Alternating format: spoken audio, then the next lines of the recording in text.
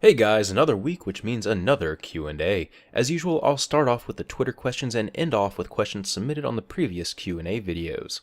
First off, I wanted to let you guys know that I am going to Bungie to record House of Wolves footage. This is really exciting for me. I'm going to meet a lot of other great YouTubers there as well, and I really just can't wait to share all the content with all of you guys. Because of your amazing support, the Planet Destiny community has literally opened the door for me to have this amazing opportunity, and I cannot thank you enough. I'll be sure to give my full impressions on what you can expect and what I think about all of the content that I get to play. I don't know exactly when I'll be able to share the footage, but it will definitely be before the expansion is released. Also, the Q&As and podcasts are now in a playlist to make watching previous episodes easier, so I'll link that playlist in the description.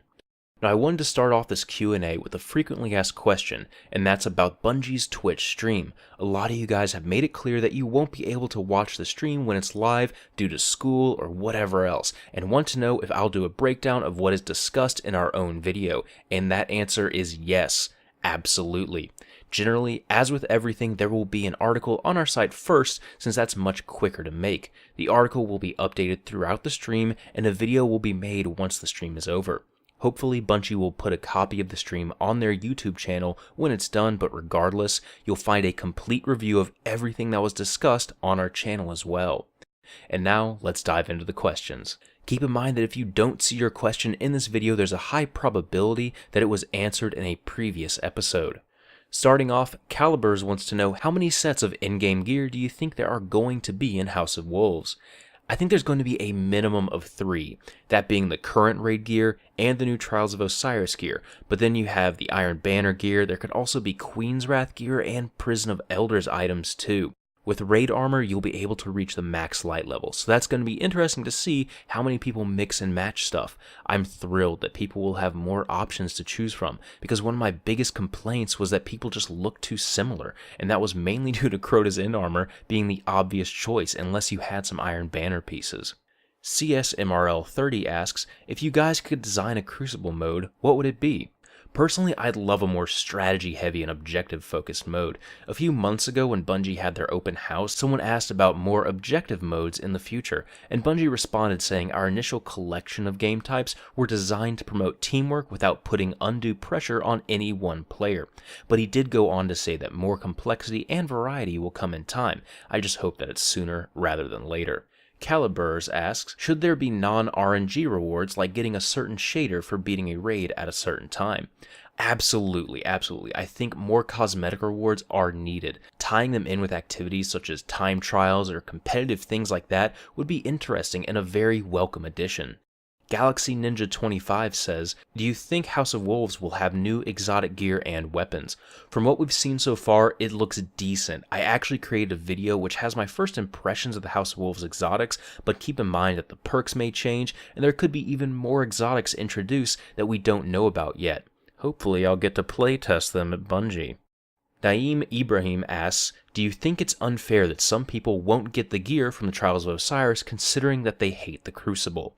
I'd say no, I think it is fair. If someone hated PvE, they wouldn't be able to get the PvE specific gear, and I think it makes just as much sense for there to be PvP specific gear as well. Plus, I think it provides a good challenge for people who aren't as good in PvP, and it will be something to strive for. Quigward has an interesting question. He says, do you think reaching a certain Grimoire should give you something special?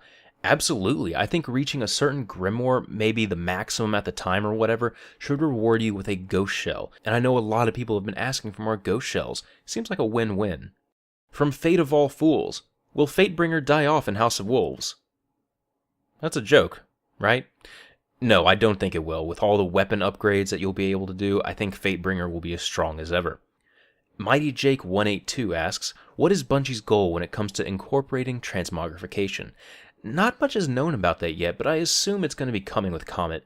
As I mentioned in an earlier video, I'm happy that there will be more options in House of Wolves, but it definitely doesn't come close to the options that transmogrification brings. For those that don't know, transmog is the process of making an item look different cosmetically, but not altering its stats. For example, if there was a really cool rare helmet that you liked and wanted that rare helmet design on your legendary helmet, you could change it to look like the rare one. Hopefully Bungie will follow through with that in Comet. An interesting question from Jan Galmo. What is the Planet Destiny staff story? How did they end up at Planet Destiny? So basically, Planet Destiny started off with just our content manager, whose name is Ryan. He does most of the editing and is behind the Twitter and YouTube account, and everything is sent to him so that it can be reviewed and published. I was the first one to join the YouTube channel, and basically my primary job is to create content for you guys to watch. I also manage the podcast and am basically around all the time to cover Destiny because this is actually my job. Wally, Briar, Tefty, and Papercut each have their own channels, which Ryan noticed, and he reached out to them to see if they wanted to join Planet Destiny.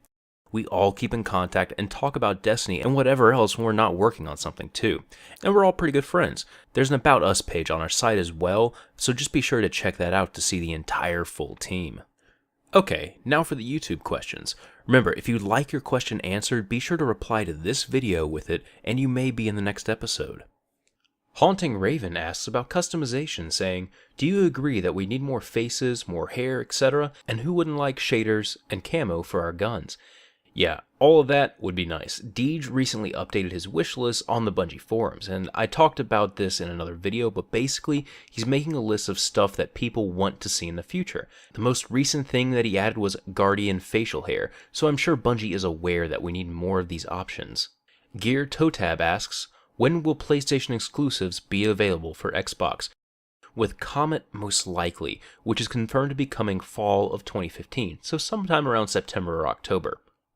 Holy Cow, I'm on YouTube asks, why is your voice as smooth as sweet molasses? Funny story about that. See, when my parents were first together out in California, they lived really close to LA, and Morgan Freeman happened to be walking by, and just his mere presence appeared to affect my voice in the womb. Desert Raven has a popular question. He says, do you guys think they will be updating or upgrading the faction vendors' armor so that they will be relevant again? This may be answered on the 22nd, but my guess is that only raid gear and weapons will be upgradable. We will get new vendor gear though, but I'd be surprised if the old Crucible and Vanguard stuff could take advantage of this new process. Simone Tommaso has a great question. The gunsmith does not have much purpose in the tower after reaching level 20. Are there any ways to make him more interesting? Yeah, he needs to serve more of a purpose for sure. Anything that will evolve the seemingly lifeless vendors is a welcome addition. On Reddit recently, there is a great post suggesting that he should sell weapon telemetries, and that's an awesome idea, I think. Finally, a few people asked about Fate of All Fools exotic, and when I expect to see that in game.